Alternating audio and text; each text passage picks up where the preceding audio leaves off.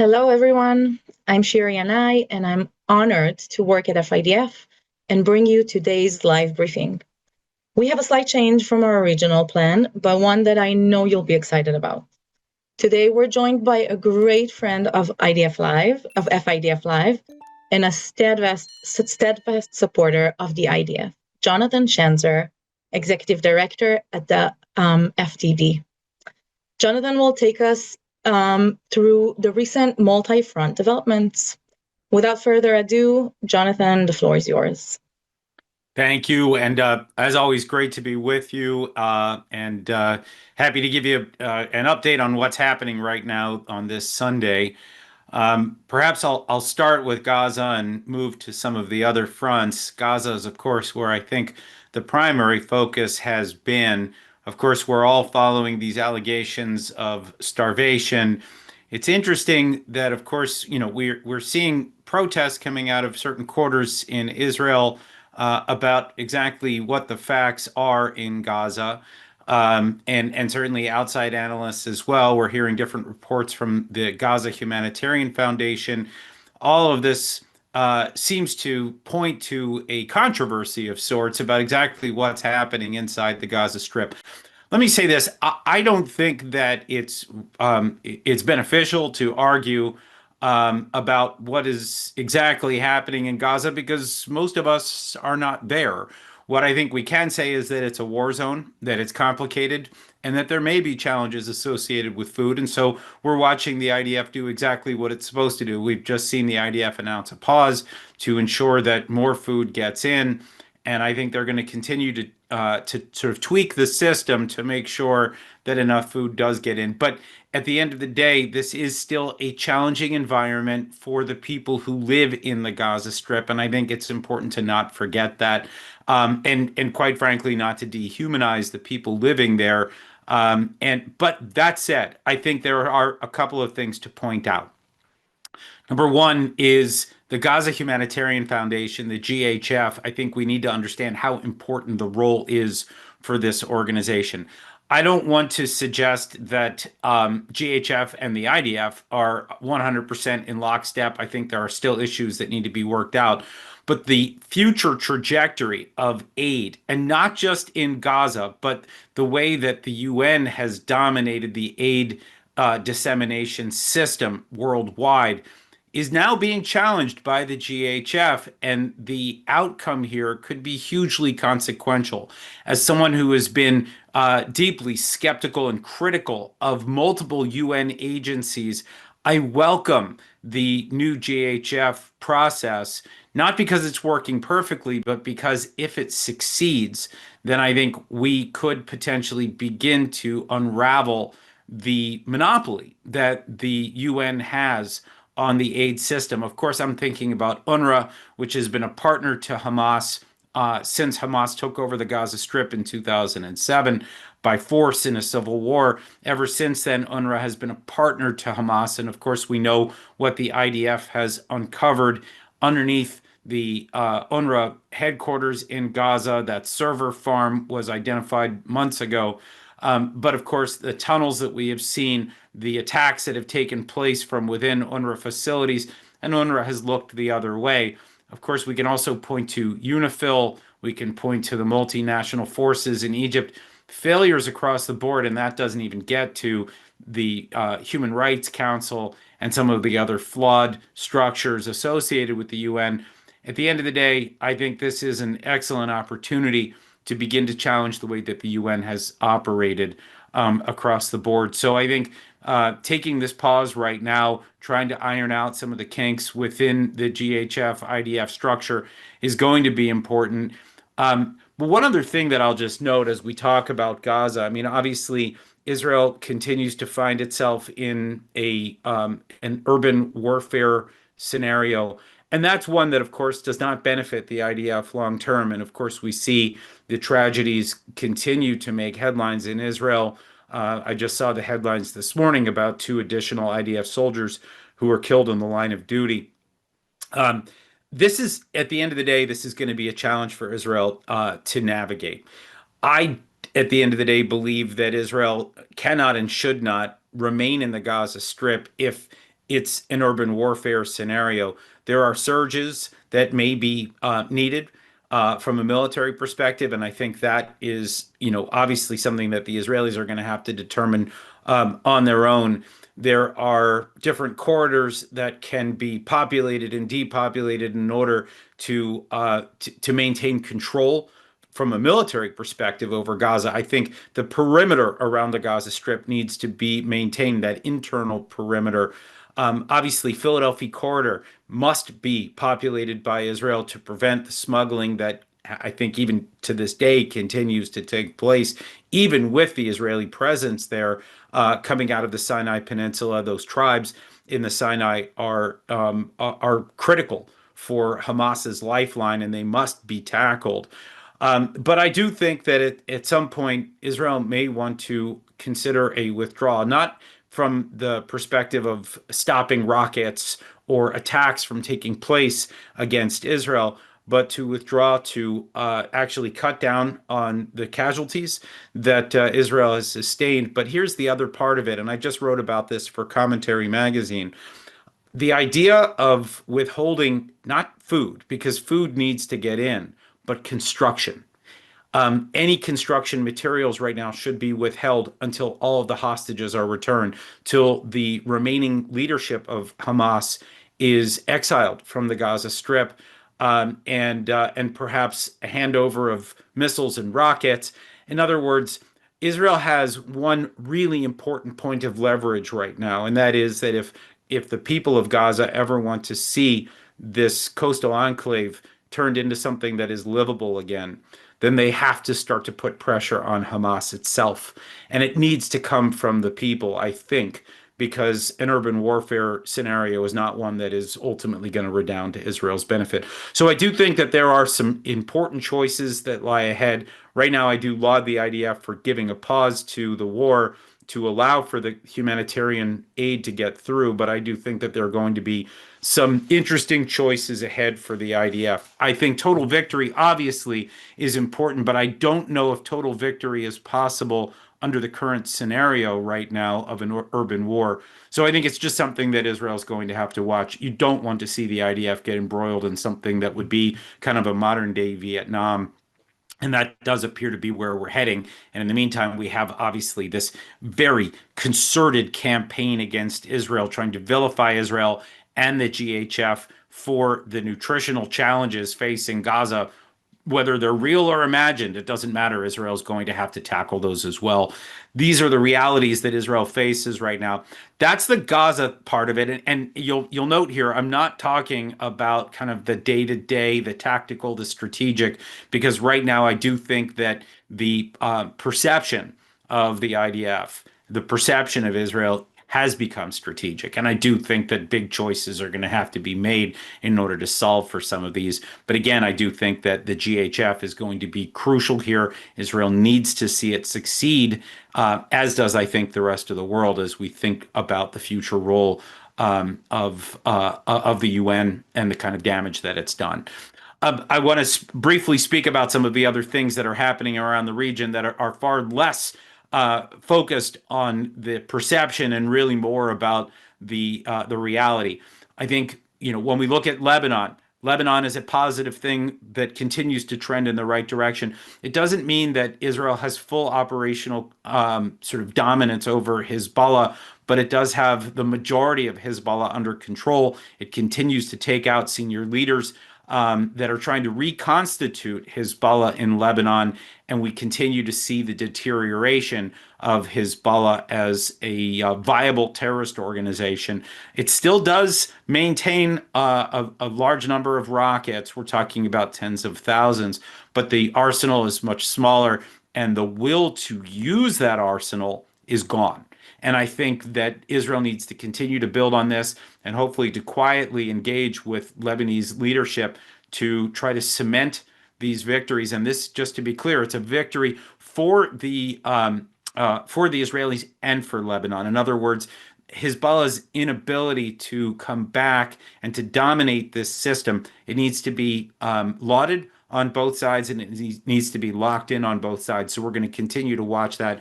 But very positive right now and certainly something to keep an eye on. Syria, interesting because, 3 weeks ago, we were talking about Syria as the next possible normalization partner with Israel. Unclear whether that's where we're going at this point any longer, because obviously, when the Israelis intervened on behalf of the embattled Druze population, the Druze, of course, being on the precipice of war crimes, in some cases, war crimes already carried out, in some cases, more war crimes were being planned by the jihadi remnants, perhaps unaffiliated with Ahmad al-Shara, Abu Muhammad al-Jalani, or perhaps affiliated with him in loose ways. Regardless, the Israelis intervened. This was a shot in the arm to the Druze community. I think they certainly appreciated what Israel has done. And I think for Israel to continue to cultivate alliances with the Druze across the border, it's important, I think, for Israel to have a seat at the table, so to speak, in the new Syria. But that said, I do think that there are those in Israel and beyond that are wondering whether this was, in fact, Israel's best move. I think, again, I can see where the positives came in. The negatives are, of course, that Israel has imperiled this potential peace agreement. It doesn't mean that it's ruined. It just means that it's likely postponed for a time. And there will be those who question that. But I think it's interesting to note that Donald Trump did not blame Israel for this. There were people in the White House that were anonymously pointing a finger at Israel for perhaps scuttling normalization. But I don't think that this is hurting Israel long term. It's a short term setback. And I think Israel understands this. As long as al-Shara continues to move Syria in a better direction, I think Israel will eventually come back to that table as well. Meantime, we are seeing that there are parliamentary elections that are coming up in Syria that could continue to shape the politics of this country, and it's still really early days for this regime. So I don't have a problem with waiting a little bit longer on normalization.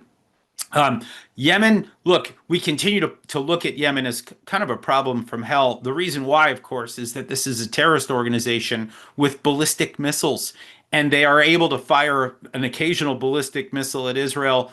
It's become every few days. Look, the good news here is that Israel's Arrow 3 system continues to shoot them down with incredible accuracy. It's not the kinds of challenges that we saw that Israel had when they had to face dozens or in fact sometimes hundreds of ballistic missiles fired out of Iran. The one-off enables Israel to shoot them down and to do so with accuracy. It's actually gotten to the point where I hear from my friends in Israel that it's more of an annoyance than a fear when one of these sirens goes off as another Houthi ballistic missile is fired. But at the end of the day, Israel is going to have much better intelligence. And I know this is something that the IDF is working on to try to identify the pain points for the Houthis, because this cannot and must not continue. These threats coming out of Yemen, they should not be tolerated. We don't want Israel normalizing this, getting used to it, and perhaps, sending a signal to other Iranian proxies around the region or terrorist groups around the region that this sort of thing can or would be tolerated.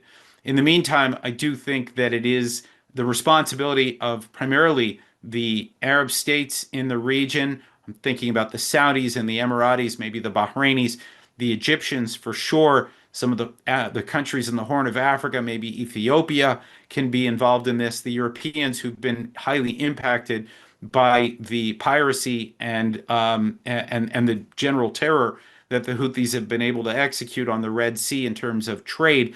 So there is, I think, still the need for an international coalition. This should not be entirely on Israel's shoulders. Yes, Israel is being harassed by the Houthis, but no, I don't believe that it is just simply their responsibility to tackle this problem. Now, I want to sort of end the tour of the region right now with Iran. And I think it's important to understand something here. I saw some statements by Avigdor Lieberman, the noted Israeli politician, who talked about the regime's intent to build back. And I think we need to understand something, that what Israel did during that 12-day war was nothing short of remarkable in terms of destroying assets, military assets of the regime, setting back the regime, putting it in a weaker position, letting it know that it can be attacked again and again by the Israelis. I think that was the important thing. But now what we need to all understand is that the regime is trying to rebuild.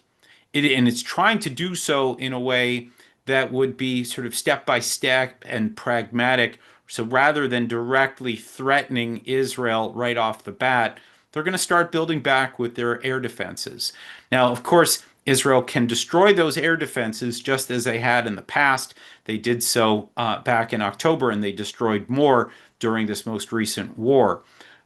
Israel will maintain the ability to do this, but it comes at a cost. And the Iranians know that they can start to build back those air defenses, knowing that the IDF is not interested in unleashing more ballistic missiles out of Iran and forcing the population to go back into the miklats, into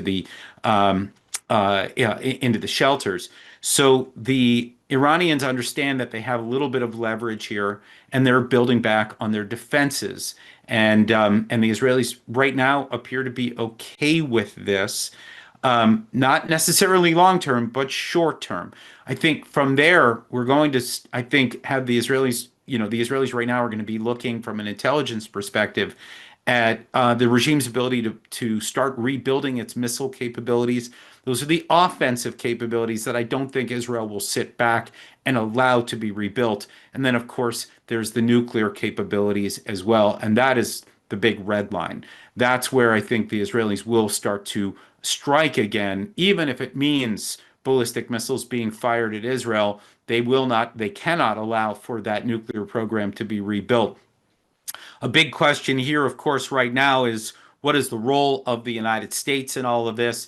If the U.S. sees what Israel sees, and we see not just offensive capabilities but nuclear capabilities being rebuilt, that's where I think you could begin to see the United States reinsert itself.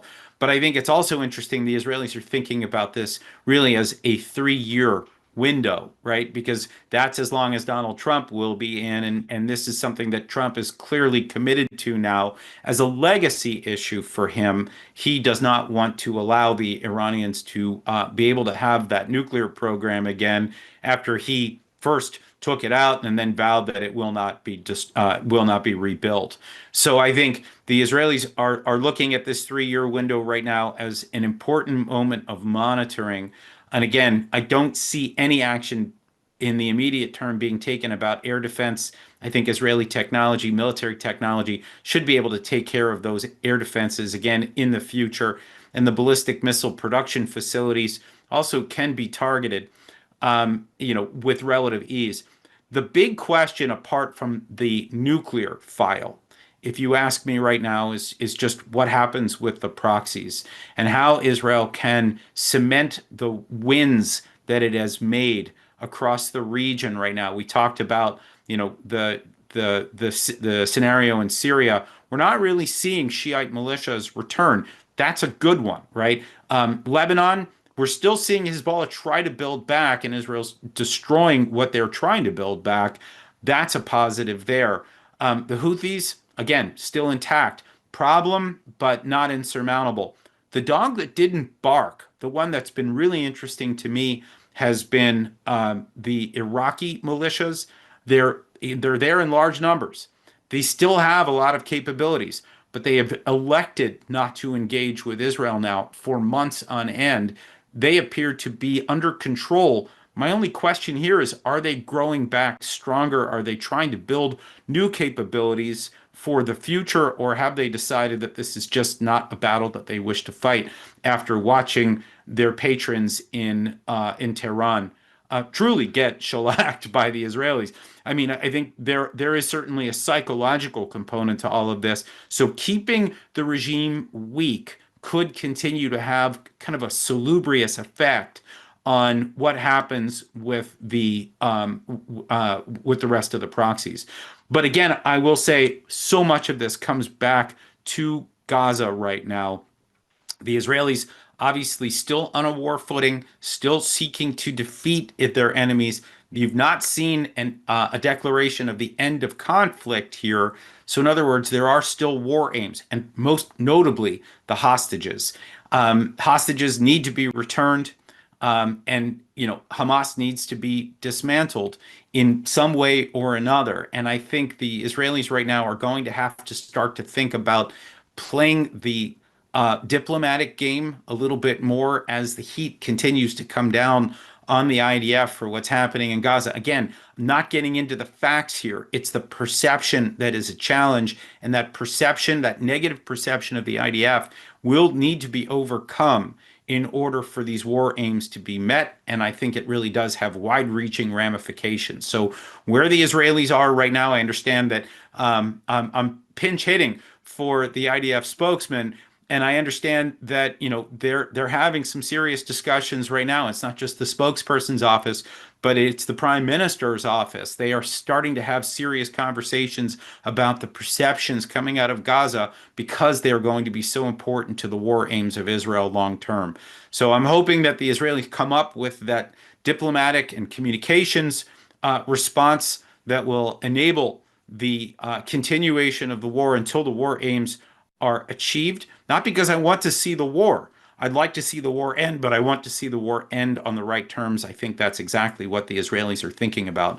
But when you look out across the region, as I think I've just described, we see positive developments across most of these fronts. And I think it's really important to remember how much of a turnaround the IDF has been able to pull off here. 7-front war now under control. Just across the board, it's under control. The big challenge right now is the diplomatic and communications component associated with the Gaza Strip.